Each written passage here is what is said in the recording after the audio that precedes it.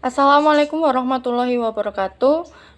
Yang terhormat Ibu Kiki Erlani, SHMH, dan teman-teman dari kelas HES4F yang kami sayangi.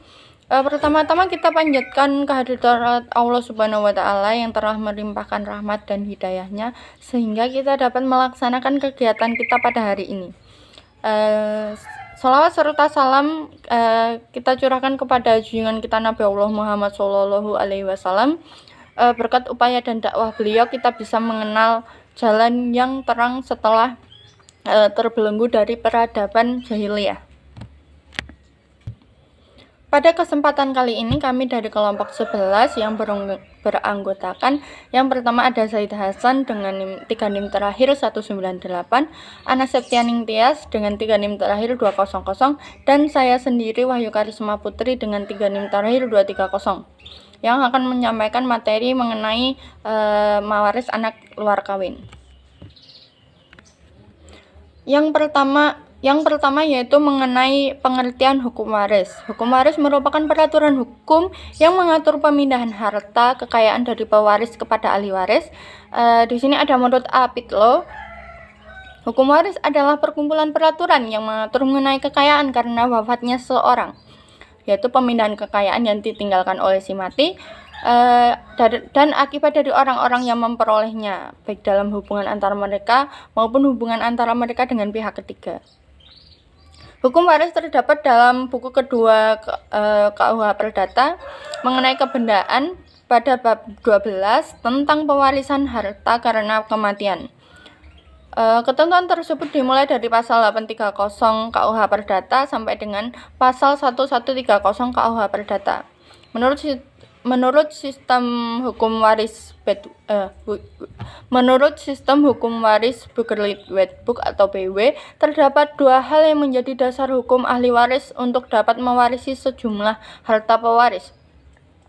Di antaranya, yang pertama menurut ketentuan undang-undang atau dalam istilah lain disebut ab intestato atau Wetterlijk Everett, di mana ahli waris yang mendapat bagian warisan dari harta karena hubungan kekeluargaan yang berdasarkan pada keturunan. Yang kedua yaitu ditunjuk dalam surat wasiat atau dalam istilah lain disebut testamentary Everett, yaitu apabila pewaris menentukan sendiri tentang harta kekayaan sehingga dalam hal ini pewaris membuat surat wasiat.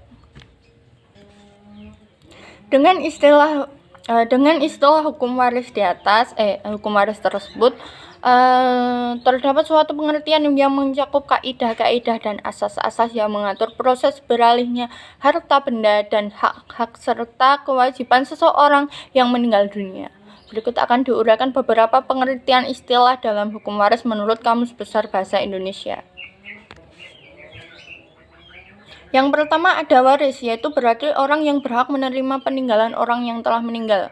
Yang kedua, warisan, yaitu berarti harta peninggalan, pusaka, dan surat wasiat. Yang ketiga adalah pewaris, yaitu orang yang memberi pusaka atau orang yang meninggal dunia dan meninggalkan sejumlah harta kekayaan, pusaka maupun surat wasiat. Yang keempat yaitu ahli waris, yaitu kalian orang yang menjadi waris berarti orang-orang yang berhak menerima harta peninggalan dari si mayit. Yang kelima yaitu mewarisi atau mendapatkan harta peninggalan dari si mayit. Biasanya segenap ahli waris ini adalah mewarisi harta peninggalan pewarisnya. Yang keenam yaitu pewaris. Istilah ini mempunyai 2 pengertian dan 2 makna, yaitu yang pertama berarti penerusan atau penunjukan para waris ketika pewaris masih hidup, dan yang kedua berarti pembagian harta warisan setelah pewaris meninggal. Materi yang selanjutnya yaitu mengenai sifat hukum waris. Bentuk dan sistem hukum waris sangat erat kaitannya dengan bentuk masyarakat dan sifat kekeluargaan. Sedangkan sistem kekeluargaan pada masyarakat Indonesia berpokok pangkal pada sistem menarik garis keturunan. Selanjutnya, untuk mengetahui dan menguraikan perihal hukum waris di Indonesia, terlebih dahulu perlu diketahui bentuk masyarakat dan sifat kekeluargaan yang terdapat di Indonesia menurut sistem keturunan, yaitu yang pertama, sistem patrilineal atau kebapakan. Sistem tersebut yaitu sistem yang menarik garis keturunan ayah atau garis keturunan nenek moyang yang laki-laki. Contohnya masyarakat Tanah Gayo, Alas Batak, Ambon, Irian Jaya, Timur, dan Bali. Yang kedua yaitu sistem matrilineal, yaitu sistem keibuan. Yang berarti sistem yang menarik garis keturunan ibu dan seterusnya ke atas, mengambil garis keturunan dari nenek moyang perempuan, contohnya di daerah Minangkabau. Yang ketiga yaitu sistem bilateral atau parenteral, yaitu sistem kebapak ibuan. Sistem ini menarik garis keturunan baik melalui garis bapak maupun garis ibu, sehingga dalam kekeluargaan semacam ini pada hakikatnya tidak ada perbedaan antara pihak ibu dan pihak ayah. Contohnya terdapat di daerah Jawa, Madura, Riau, Aceh, Sumatera Selatan, seluruh Kalimantan, seluruh Sulawesi, Ternate, dan yang terakhir di daerah Lombok. Selanjutnya adalah bermacam-macam. Nah, hukum waris yang berlaku di Indonesia ini masih tergantung pada hukum waris yang berlaku bagi siapa yang meninggal dunia. Nah, hukum waris ini dibedakan menjadi 3, yaitu yang pertama ada hukum adat, yang kedua ada hukum Islam, yang ketiga ada hukum barat. Nah, jika yang meninggal dunia atau pewaris itu asli penduduk Indonesia, maka termasuk pada golongan hukum adat. Jika yang meninggal atau pewaris itu asal Eropa atau Timur Asing Cina, maka termasuk pada hukum barat. Nah, jika yang meninggal dunia atau pewaris itu beragama Islam, maka termasuk pada hukum Islam. Selanjutnya adalah hak waris anak luar kawin dalam KUH Perdata. Yang pertama dalam pasal 863 KUH Perdata, yang dimana dalamnya menjelaskan bahwa sang ayah tidak mengakui anak luar kawin, maka sang anak tidak mendapatkan bagian. Tetapi apabila sang anak luar kawin tersebut diakui oleh ayahnya, maka mendapatkan sepertiga bagian yang seharusnya jika ia anak sah. Lalu yang kedua ada pasal 43 Undang-Undang Nomor 1 Tahun 1974 tentang perkawinan. Nah, ini menyatakan bahwa anak yang dilahirkan di luar perkawinan mempunyai hubungan perdata dengan ibunya dan keluarga ibunya. Nah, oleh karena itu, anak luar kawin berhak mendapatkan waris tanpa perlu pengakuan dari ibunya. Lalu yang ketiga ada berdasarkan putusan Mahkamah Konstitusi Nomor 46 atau PUU 8 tahun 2010 tanggal 17 Februari tahun 2012 tentang Judicial Review pasal 2 ayat 2 dan pasal 43 ayat 1 UU nomor 1 tahun 1974 dalam amar putusannya.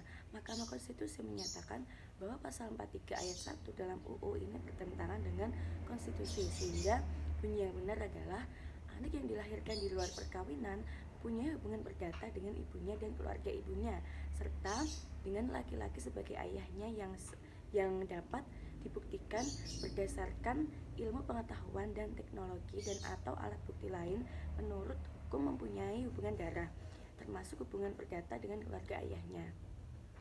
Lalu maka dengan adanya putusan Mahkamah Konstitusi nomor 46 ini, kepentingan anak perihal hak mewaris menjadi ada, dan dengan adanya putusan ini mewujudkan tanggung jawab bersama antara bapak dan ibu terhadap anak, yang dimana implementasi yang ada selama ini terjadi ketidakadilan dengan anak menjadi dikorbankan, menjadi terlantar baik dalam sudut pandang yuridis, ekonomis, hingga psikologi. Baik, yang selanjutnya merinci dari kelanjutan yang sudah dibacakan, yaitu tentang hak waris anak luar kawin. Nah, ini hak waris anak luar kawin itu diakui sah, diatur dalam pasal 862 sampai dengan 873, yang mana ada 4 golongan. Yang pertama, anak luar kawin yang diakui mewaris bersama golongan pertama, yang diatur dalam pasal 863 KUH Perdata, yang berbunyi, jika pewaris meninggal dengan meninggalkan keturunan yang sah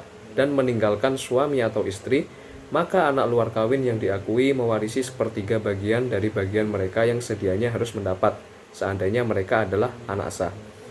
Kemudian yang kedua, anak luar kawin mewarisi bersama ahli waris golongan 2, sebagaimana pasal 863 KUH Perdata, yang menentukan jika pewaris tidak meninggalkan keturunan, suami maupun istri, akan tetapi meninggalkan keluarga sedarah dalam garis ke atas, ayah atau ibu, ataupun saudara laki-laki maupun perempuan atau keturunan saudara, maka mereka menerima setengah dari warisan.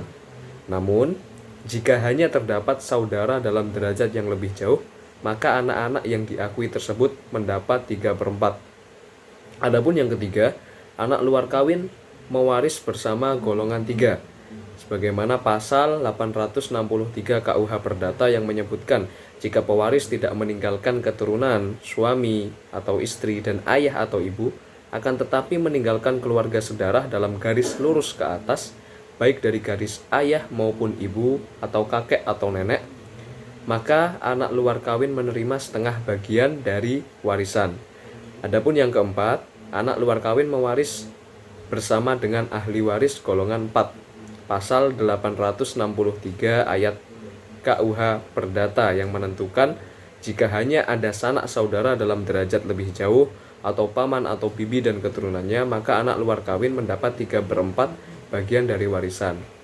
Pasal 863 ayat 2 KUH Perdata yang menentukan bahwa kemungkinan adanya anak luar kawin yang mewaris bersama-sama dengan anggota keluarga yang berhubungan darah dalam perderajatan yang berlainan, kemungkinan itu terjadi dalam hal terjadi clothing, di mana masing-masing bagian dalam clothing diperlakukan seakan-akan suatu warisan yang berdiri sendiri. Dalam pasal 863 ayat 2 KUH Perdata dihitung dengan melihat keluarga yang terdekat, hubungan perderjatannya dengan pewaris. Yang selanjutnya masuk kepada poin penolakan warisan. Nah, jadi warisan ini dapat tertolak jika ahli waris yang menolak warisan berarti melepaskan pertanggungjawabannya sebagai ahli waris dan menyatakan tidak menerima pembagian harta peninggalan. Akibat penolakan warisan diatur dalam pasal 1058, 1059 dan 1060. Pasal 1058 berbunyi si waris yang menolak warisannya dianggap tidak pernah telah menjadi waris. Sedangkan pada pasal 1059 bagian warisan seorang yang menolak jatuh kepada mereka yang sedianya berhak atas bagian itu. Seandainya si yang menolak itu tidak hidup pada waktu meninggalnya orang yang mewariskan, pasal 1060 yang berbunyi siapa yang telah menolak suatu warisan tidak sekali-kali dapat diwakili dengan cara pergantian, jika ia satu-satunya waris di dalam derajatnya ataupun jika kesemuanya waris menolak, maka sekalian anak-anak tampil ke muka atas dasar kedudukan mereka sendiri dan mewaris untuk bagian yang sama. Baik, kesimpulannya pada materi kali ini yaitu dengan adanya putusan Mahkamah Konstitusi tersebut, maka diakuinya anak luar kawin atau hasil biologis sebagai anak yang sah, berarti akan mempunyai hubungan waris dengan bapak biologisnya tanpa harus didahului dengan pengakuan dan pengesahan, dengan syarat dapat dibuktikan adanya hubungan biologis antara anak dan bapak biologis berdasarkan ilmu pengetahuan, misalnya melalui hasil tes DNA. Namun demikian, apabila ada penyangkalan mengenai anak luar kawin ini dari anak-anak ahli waris yang sah, maka menurut kami dalam hal ini tetap perlu dimohonkan penetapan pengadilan mengenai status anak luar kawin tersebut sebagai ahli waris yang sah. Demikian penyampaian dari kelompok 11. Apabila ada salah kata ataupun tingkah laku, mohon dimaafkan. Billahi taufik wal hidayah, waridho wal inayah, wa syukran bila ghayah. Assalamualaikum warahmatullahi wabarakatuh.